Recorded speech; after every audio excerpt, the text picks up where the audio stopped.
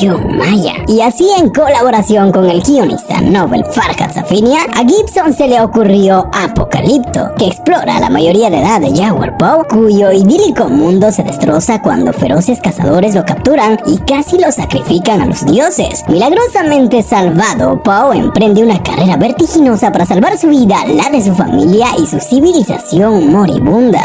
Una película excelente y de alto voltaje que no solo tiene acción y una historia que te tiene al borde del asiento, sino que maneja de una manera fenomenal la fotografía y los efectos especiales. Utilizando un elenco de artistas indígenas, Gibson y su equipo filmaron durante varios meses intensos en locaciones de México, incluida la exuberante selva tropical de Catemaco. Y es muy sabido que a Gibson le encanta filmar todo en la pantalla, pero a pesar de eso hay cosas en la película que requirieron de mucha eliminación de cables, composición creativa y un mínimo de CGI. Y por eso en este video, de forma interesante, veremos cómo es que se aplicaron los super conocidos efectos especiales. Suscríbete y vamos a la acción.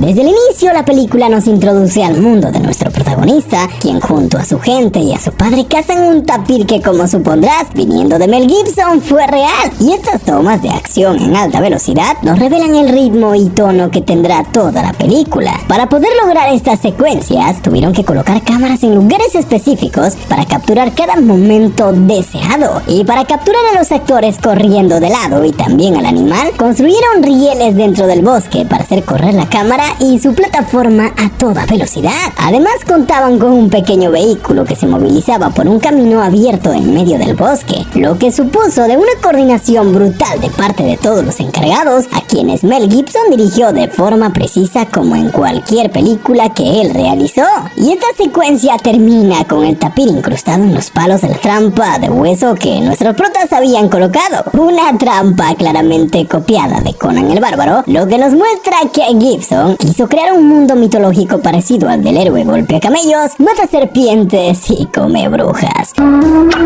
Esta referencia tal vez lo sabías, y tal vez también sabías que este animal incrustado en sí no fue real, sino un animatrónico que fue puesto ahí gracias a un corte de cámaras. Este animatrónico tenía sangre y podía mover el cuerpo. Y ya que estamos hablando del bosque, las localizaciones de rodaje no fueron fáciles de encontrar por el equipo. Mel Gibson junto a ellos viajaron a Guatemala y a Costa Rica a buscar dónde grabar, pero ningún lugar se adecuaba a las necesidades del rodaje. Se necesitaba un lugar plano donde pudieran construirse decorados, y al final ese lugar resultó siendo México, específicamente la selva de Catemaco, un lugar donde podían hacer de todo y especialmente grabar las escenas de persecución. Y es aquí donde también se construyó la aldea de la tribu de la garra de jaguar. Pero para los decorados de la ciudad, donde vemos a una multitud increíble de mayas haciendo sacrificios a su dios para que los proteja y los libere del peste que los estaba quejando, tuvieron que mudarse a Veracruz, México, donde no solo construyeron esta mina de cal, sino también este monumento gigantesco en donde se realizaron dichos sacrificios. Mel Gibson quería que Apocalipto presentara escenografías con edificios en lugar de depender de imágenes generadas por computadora y modelos pequeños. Por eso es que la mayoría de las cosas que vemos en la pantalla son reales, pero para poder extender más este paisaje y la ciudad, sí se tuvo que construir una maqueta de esta. Esto porque pensaban que se vería más real que un trabajo de CGI,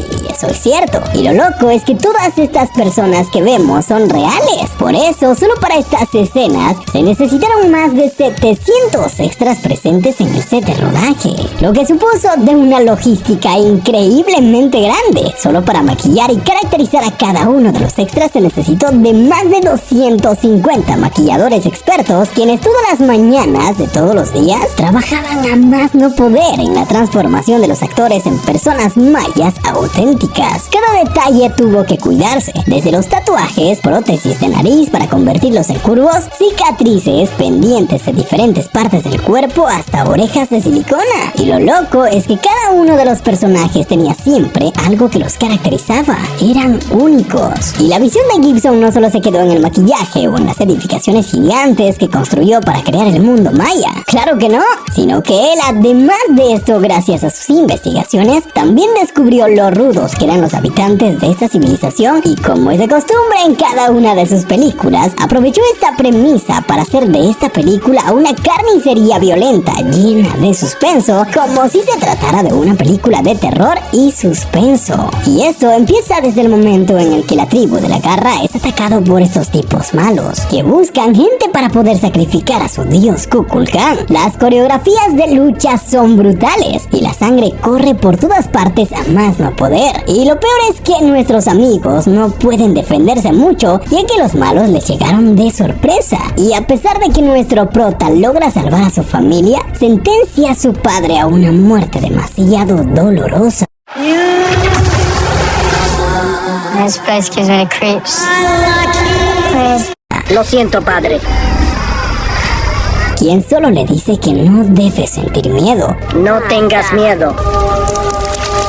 Y vaya, sé que siempre hemos visto cortes así en el cine, pero el maquillaje realizado aquí es casi perfecto. Para poder lograr este corte, se colocó alrededor de la garganta del actor una bolsita de sangre que luego fue tapada con una prótesis de silicona que posteriormente fue tapada también con maquillaje. Y al cortar la garganta aquí, no corta el actor en sí, sino solo rompe la bolsita de sangre. Y este tipo de técnicas son las que se utilizan a lo largo de toda la película. Y volviendo a la historia, la violencia sigue y nuestros héroes son capturados y ahora son llevados hacia las puertas de la muerte. Pero a pesar de que lo saben, no imaginan lo terrible que es ese lugar. Y como mencionamos al inicio del video, a pesar de que la mayoría de cosas aquí hayan sido grabados y hechos de verdad frente a la cámara, aún se necesitaron del uso de efectos digitales. Por eso, el supervisor de efectos visuales Ted Ray, responsable de efectos en La Pasión de Cristo de Gibson, fue llamado nuevamente para ayudar a crear este mundo antiguo en toda su brutal realidad. Y estos efectos se utilizan a lo largo de toda la película, y esto solo para momentos realmente necesarios. Y la mayoría de esos efectos fueron aplicados para eliminar cuerdas y arneses. Y esto es muy lógico, ya que esta película requirió de muchas acrobacias peligrosas que los actores no podían hacer solos. Por ejemplo, los saltos largos, la bajada de la esposa de nuestro prota al pozo y esta escena del acantilado en el camino. En estos puntos, los actores siempre estuvieron sujetos a cuerdas y arneses que colgaban desde grúas, y estas tuvieron que eliminarse digitalmente. Y ninguna de estas retiradas fueron fáciles, ya que las cámaras siempre estaban en movimiento, enfocando, y en ocasiones los cables se cruzaban inevitablemente frente a las caras de los personajes que tuvieron que ser reconstruidos posteriormente. Y especialmente la escena del acantilado fue considerado como la eliminación de cables más compleja que jamás habían realizado hasta ese momento. Y además en esta escena también necesitaron de un maniquí. Y sí, amigos, la eliminación de cables también fue necesaria en la escena del río, donde los actores, por seguridad y para que el agua no los arrastrara, tuvieron que estar atados con arneses. Pero creo que el punto más importante del uso de esta técnica fue en una de las escenas más locas. El supervisor de efectos, al ver el guión, pensó inmediatamente en CGI, y creo que hoy en día todos pensaríamos que este animal en sí fue puesto ahí después utilizando el CGI. Pero de forma increíblemente genial, este animalón es un jaguar real persiguiendo al actor real, y no está muy lejos detrás de él, solo está a 2,5 metros. De hecho, Rudy corrió en todos los planos mientras era perseguido por un jaguar de 82 kilos, y todo fue filmado en vivo, sin control de movimiento y sin repeticiones. Esto porque no podían alterar mucho al animal, que era salvaje, al que tenían atado con arneses y cuerdas que sirvieron para frenarlo si era necesario. Y al final el animal lastimado en sí no es este, sino un animatrónico súper realista al que controlaban a distancia. Y además de esto, en un plano anterior, podemos también ver al animal amenazando al héroe trepado en el árbol. Y como supones, aquí también estuvo atado a cuerdas, y el árbol era una construcción del departamento de arte que incluía una plataforma de madera para el animal que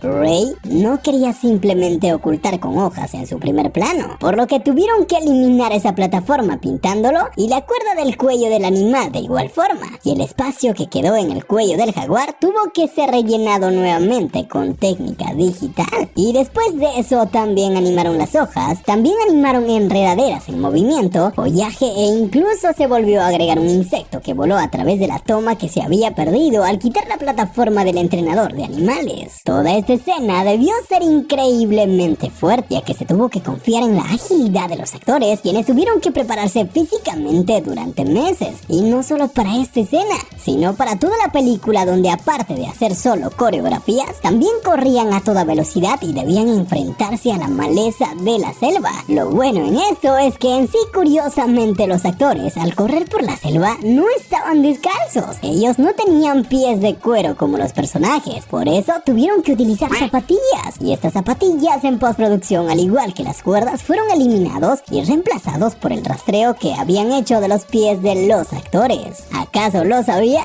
Di presente si este dato te sorprendió, y si no, pues no importa, suscríbete. Pero otra escena que te pone los pelos de punta es la escena de la cascada. Obviamente no mataron a nadie en esta secuencia. Aquí los efectos visuales no solo ayudaron a mantener a los actores seguros durante la acción física que desafía la muerte, sino que también eliminaron estructuras modernas que se encontraban en el entorno. La cascada de 46 metros de altura es el llamado Salto de Illipatla, ubicado en San Andrés de Tuxtla. Para poder realizar esta escena, los actores fueron fotografiados primero parados en el borde de la cascada como referencia de composición y bloqueo. Luego ellos salieron y se tomó una placa limpia del fondo de la cascada utilizando el Spider-Cam, un sistema de cámara suspendida que permite grabar desde arriba, algo parecido a un dron, pero con la diferencia de que este no vuela por sí solo, sino que es sujetado por cuerdas. Es la misma técnica que se utilizó para hacer posible el vuelo de Spider-Man y el columpio por los edificios en las películas de Sam Raimi. Obviamente los actores nunca saltaron de la cascada, pero sus personajes debían hacerlo, así que para hacer posible esta locura, construyeron un estudio con fondos azules y verdes para recrear la escena, pero de forma controlada.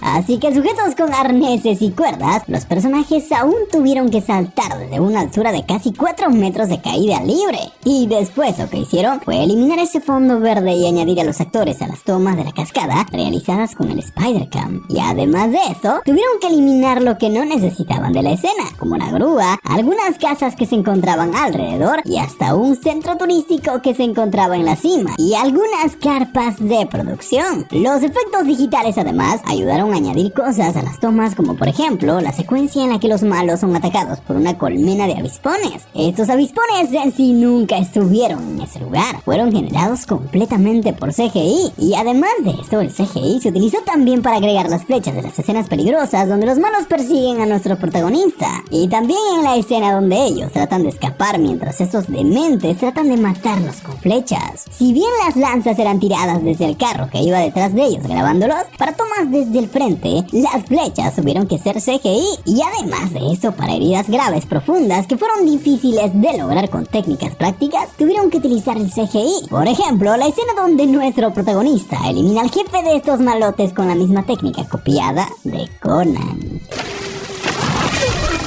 En realidad, hablar de cada toma y del cómo se hizo nos tomaría prácticamente todo el día, ya que cada escena y cada herida que se retocó con maquillaje tiene detrás un proceso largo que además tiene sus propias anécdotas increíbles. Así que básicamente creo que con lo que mencionamos hasta este momento ya nos damos la idea de cómo se hizo realmente la película, de lo real que fue, tan real como este árbol cayéndose o tan real como el jaguar que ya mencionamos. Pero antes de concluir, es necesario recalcar que la película estaba originalmente programada para estrenarse el 4 de agosto del 2006, pero Touchstone Pictures retrasó la fecha de estreno hasta el 8 de diciembre del 2006 debido a fuertes lluvias y 2 huracanes que interfirieron con el rodaje en México, que comenzó el 21 de noviembre del 2005 y terminó en julio del 2006, siendo el principal protagonista, como dije, México.